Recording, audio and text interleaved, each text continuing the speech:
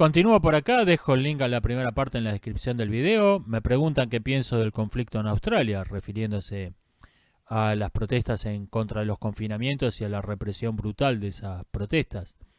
Yo creo que el gobierno australiano no está interesado en ganar elecciones. En las democracias, la policía antimotines no dispara contra los manifestantes, el gobierno no manda los tanques de guerra a aplastar las protestas, como ocurre en los países socialistas o en los regímenes teocráticos, porque tienen que ganar elecciones. No es que sean la gente que gobierna sea moralmente superior, no es esta la razón.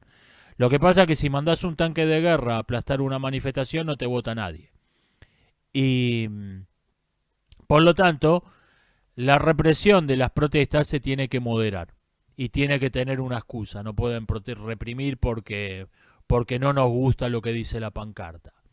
No, estaban cortando el tránsito, estaban gente haciendo disturbios. Tienen que inventarse una excusa. No pueden reprimir porque sí y no pueden reprimir de modo ilimitado. Tienen que moderarse porque si muere alguien, eso es la muerte de un manifestante es la muerte política de un representante. Y en Australia no están preocupados por esto. En Australia se están comportando como si fuese en Cuba, como si fuese en China, como si fuese en Afganistán. ¿Y por qué? Ningún político en la historia quiere dejar el poder. Sea ni el político democrático ni el político dictatorial. El político democrático quiere ser reelecto, quiere ir a otro cargo, quiere mover los hilos en las sombras. Nadie quiere dejar el poder. Y en una dictadura el dictador quiere durar hasta que se vaya con los pies para adelante. O sea, el gobierno de Australia no está interesado en ganar elecciones y no piensa dejar el poder. 2 más 2 son 4. Creo que no cuesta mucho ver cuál es el rumbo que está tomando ese país. Y esto es una tendencia, desde luego el caso de Estados Unidos es el más obvio, ¿no? Ya países que uno consideraba naturalmente democráticos, donde era inimaginable un golpe de Estado, la ventana de Overton se ha corrido y ya no es inimaginable. Está sobre la mesa, es una posibilidad. Ya no es inimaginable un golpe de Estado en Australia, ya no es inimaginable un golpe de Estado en Estados Unidos. Está en algún punto, está en alguna parte es una idea radical, en otro país se ha corrido a ser aceptable, pero ya no es inimaginable, ya dejó de ser impensable. No es algo que me agrade ciertamente esto. Hay obviedades que vale la pena decirlas. Me preguntan, dije en alguna parte, me preguntan en qué video dije que Hitler y su partido cambiaron el odio a los banqueros por el odio a los judíos. No tengo la menor idea de dónde lo dije, pero recuerdo a qué se refiere, sé a qué se refiere, se lo digo de nuevo. En la década de los 1920, después de la derrota alemana en la guerra del 14, había toda clase de demagogos dando vuelta en Alemania que buscaban la culpa la tienen, inserte chivo expiatorio acá. O sea, la culpa la tenía todo el mundo menos ellos de que habían perdido la guerra.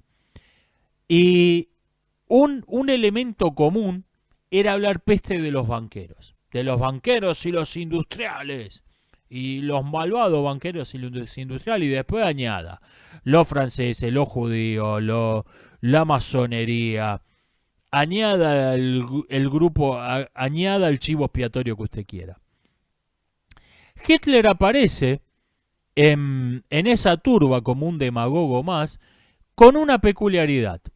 Siempre dice los banqueros judíos, no los banqueros, los banqueros judíos que traicionaron a Alemania.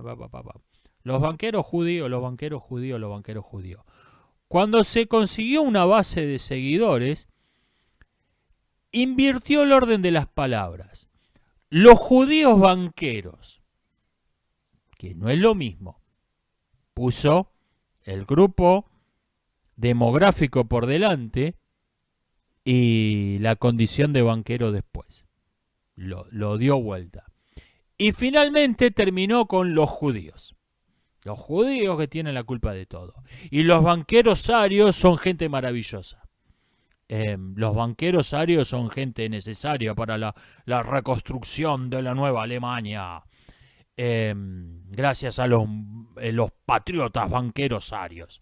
El problema eran los judíos. Y especialmente la propaganda mostraba la miseria en la que vivían los judíos pobres. Villanizaban a los judíos pobres. Y incluso, para empezar, ya los banqueros ni se mencionaban. Y además, cuando se hablaba mal de los judíos, se hablaba mal de los judíos pobres. Siempre. Incluso decían cosas que los judíos civilizados de Occidente, refiriéndose a los banqueros, a los banqueros y a los industriales, pueden dar una imagen distorsionada de lo que es realmente el judío eterno. O sea, hasta el banquero judío era, ok, este es judío, pero no tiene las características típicas de los judíos, del judío eterno. O sea, hasta el banquero judío lo rescataron. Y esos tipos se impusieron porque sobre los cientos de competidores, de los candidatos a demagogo que había dando vueltas en la década del 20. ¿Por qué? Porque lo financiaron los banqueros y los industriales. Y esta es la historia de toda ideología identitaria. Toda ideología identitaria es este mismo juego. Te aparece, toda ideología identitaria la inventan los poderosos para desviar el odio contra ellos, el odio que tiene una masa contra ellos, justificado o no, no lo sé, a veces generalmente justificadamente, lo desvían a un chivo expiatorio. Ese odio lo desvían contra un chivo expiatorio. Haciendo este mismo proceso. Primero hablamos mal de los banqueros, después de los banqueros judíos, después de los judíos banqueros y después de los judíos. Exceptuando a los judíos banqueros que son buena gente. Siempre es este mismo proceso, en toda ideología identitaria. En toda ideología identitaria es este mismo proceso. Me preguntan por qué soy el único youtuber que nunca dice suscríbete, dale like a la campanita y comparte el video, porque no creo que sirva para nada. ¿Usted alguna vez le dieron like a un video, lo compartieron porque el youtuber le dijo que lo hicieran? Yo nunca. No sé, por ahí yo soy un forro, es algo que hace todo el mundo. Yo no. Así que no, nunca le encontré sentido. No, nunca le encontré sentido, por eso no lo hago. ¿Qué diferencia hay entre marxismo, socialismo y comunismo? Que si no te tragaste un anzuelo vas a morder uno de los otros dos. Es todo lo mismo. Marxismo se refiere al autor, socialismo es la idea y el comunismo es el país de las maravillas que se va a alcanzar alguna vez en algún futuro maravilloso gracias al socialismo. Es todo lo mismo. Es una separación para que, ok, ya te enteraste que el socialismo es una mierda, ok, por ahí te lo puedo vender con el nombre de marxismo. Es la cerveza, ¿vieron ese episodio de Los Simpsons donde tienen la cerveza Duff Light, extra seca y hay una tubería que está llenando todos los barriles? Bueno, es el socialismo es uno de los sabores, socialismo, comunismo y marxismo son 3 sabores de Duff. Eso es básicamente. Me preguntan, ¿cómo puedo saber si estoy adoctrinado? Pregúntese cuáles son las razones por las que cree en lo que cree. Este es el único modo. Y tenga cuidado de no confundir una razón con una justificación. ¿Por qué estoy usando un pedazo de trapo inútil delante de la cara? Bueno, porque eso es necesario para prevenir el contagio del COVID-19 y si no me pongo el pedazo de trapo inútil delante de la cara, sería un asesino de abuelitas. Eso no es una razón, eso es una justificación. Una razón es una conclusión a la que llegamos por medio del razonamiento a partir de una convicción previa. ¿Por qué creo que manejar exceso de velocidad está mal? Bueno, porque manejar exceso de velocidad pone en riesgo mi vida y la vida de otras personas y yo creo que matar está mal. Y si manejo a exceso de velocidad, eventualmente voy a matar y está mal. Por eso creo que manejar a exceso de velocidad está mal. Eso es una razón. Una justificación es una pseudo razón. Es algo que se inventa, es una razón que se inventa a posteriori para justificar lo que en sí es un comportamiento totalmente irracional, totalmente estúpido. Eso es propio. Cuando uno se pone a pensar por qué pienso esto y no encuentra una verdadera razón, encuentra justificaciones, muy probablemente haya sido adoctrinado. Y nadie está inmune, todos podemos ser adoctrinados, todos podemos ser manipulados.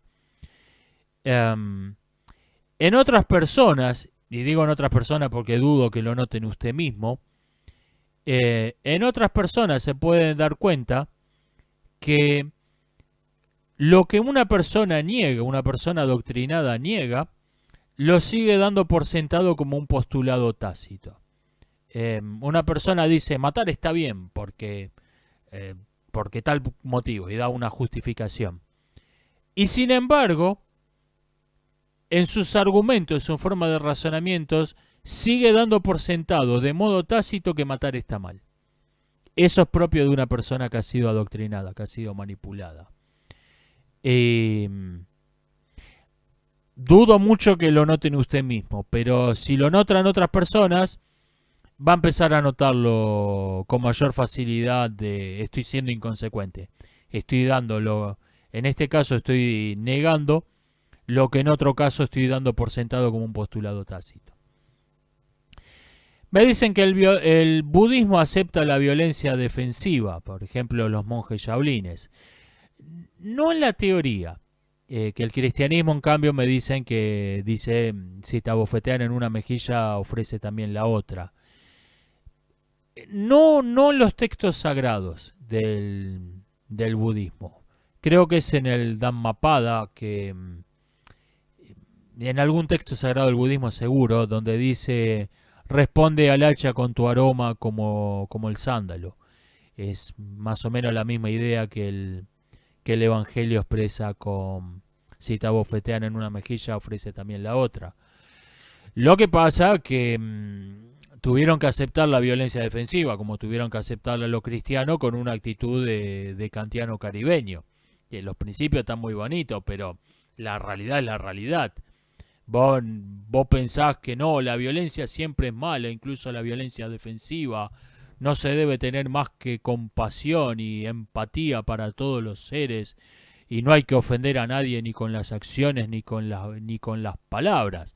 Sí, muy bonito, pero por ahí los unos no están de acuerdo. Ese es el pequeño problema. Y ahí tenés organizaciones como los monjes benedictinos en el cristianismo, como los monjes shaolines en el budismo. La realidad se impuso a toda especulación teológica. Pero en principio no acepta la violencia defensiva el budismo. Voy a tener que cortar el video en 3 partes, nos vemos en la última.